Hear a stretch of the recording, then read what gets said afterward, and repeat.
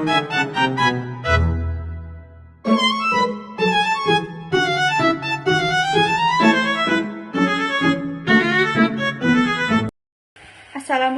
warahmatullahi wabarakatuh. Perkenalkan, nama saya Nurhasti Almeida dengan ujung NIM 118. Di sini saya akan menjelaskan materi yang pertama, yaitu kemajemukan agama.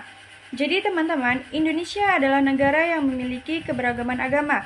Saat ini terdapat 6 agama resmi yang diakui oleh pemerintah, yaitu Islam, Kristen Protestan, Katolik, Hindu, Buddha, dan Konghucu.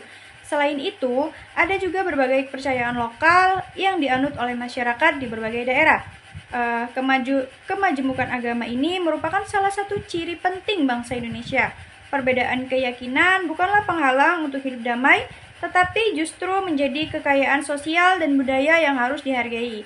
Dalam kehidupan sehari-hari, kita bisa melihat contoh nyata kemajemukan agama, seperti rumah ibadah berbeda yang berdiri berdampingan, perayaan hari besar keagamaan yang saling dihormati, serta kerjasama antar umat beragama dan kegiatan sosial di masyarakat.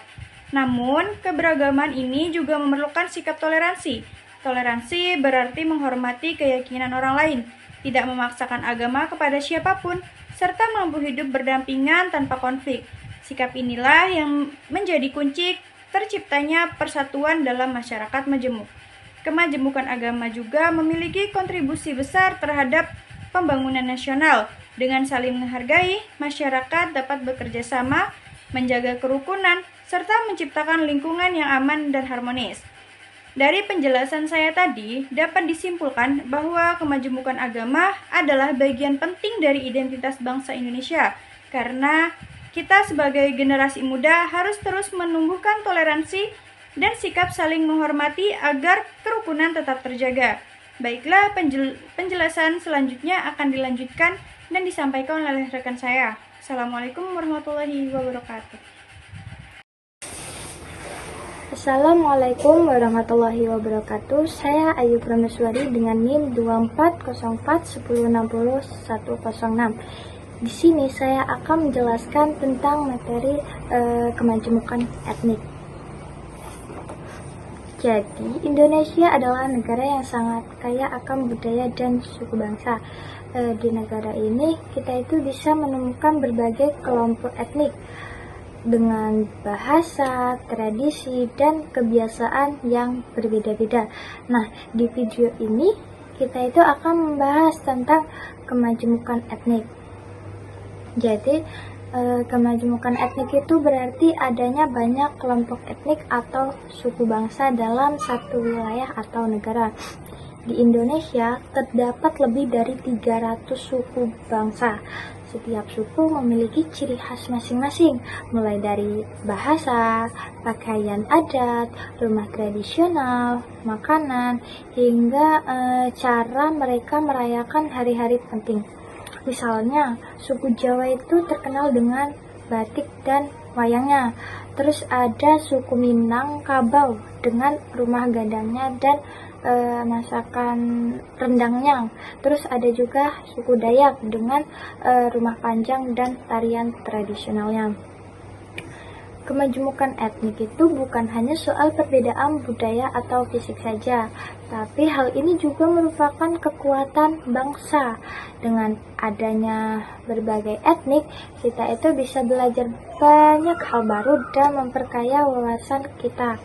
Misalnya, kita bisa mencoba makanan tradisional dari suku lain, terus kita juga bisa mempelajari bahasa daerah, atau ikut merayakan upacara adat yang berbeda.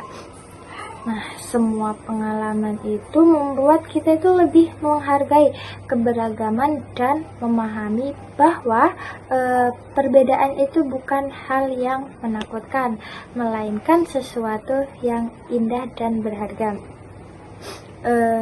Meski kemajemukan etnik itu membawa banyak keuntungan, kita juga harus menyadari bahwa ada tantangan yang menyertainya. Salah satu tantangan terbesarnya adalah prasangka dan diskriminasi. Kadang orang menilai kelompok lainnya itu hanya karena perbedaan budaya, agama, atau bahasa. Hal ini bisa menimbulkan konflik jika tidak diatasi. Nah, jadi oleh karena itu sangat penting bagi kita untuk menumbuhkan toleransi, empati, dan rasa saling menghargai. Dengan begitu, perbedaan etnik menjadi sumber kekayaan, bukan masalah. Lalu, bagaimana cara kita bisa menghargai kemajemukan etnik? Yang pertama itu kita bisa mempelajari budaya lain, misalnya menonton pertunjukan tradisional atau membaca tentang sejarah suku lain. Terus yang selanjutnya kita juga bisa menghormati perbedaan dan tidak mengejek atau merendahkan kelompok lain. Terus yang ketiga, kita itu bisa menjalin komunikasi dan kerjasama dengan semua orang tanpa memandang suku atau latar belakangnya.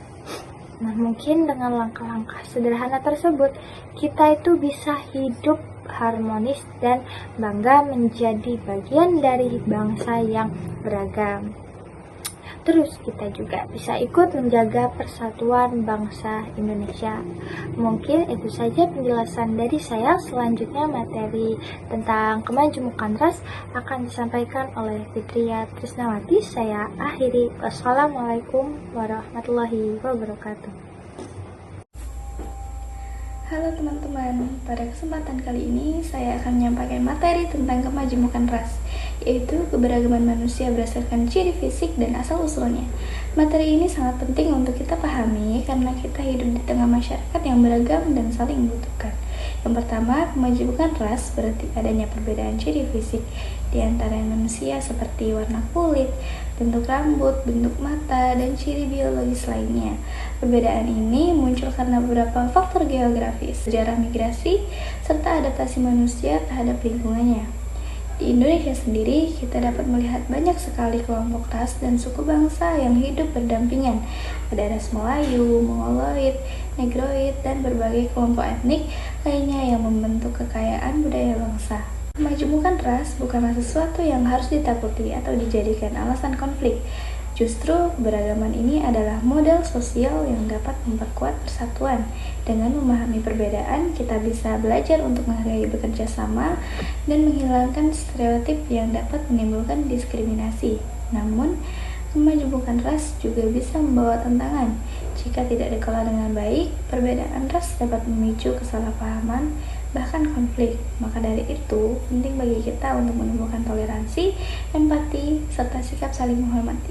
Pendidikan multikultural juga sangat diperlukan agar generasi muda mampu melihat keberagaman sebagai kekuatan, bukan ancaman. Kesimpulannya, kemajemukan ras adalah bagian alami dari masyarakat manusia. Tugas kita bukan hanya menyeragamkan perbedaan, melainkan menjadikan sumber harmoni dan persatuan. Sekian presentasi dari saya. Saya akhiri. Wassalamualaikum warahmatullahi wabarakatuh.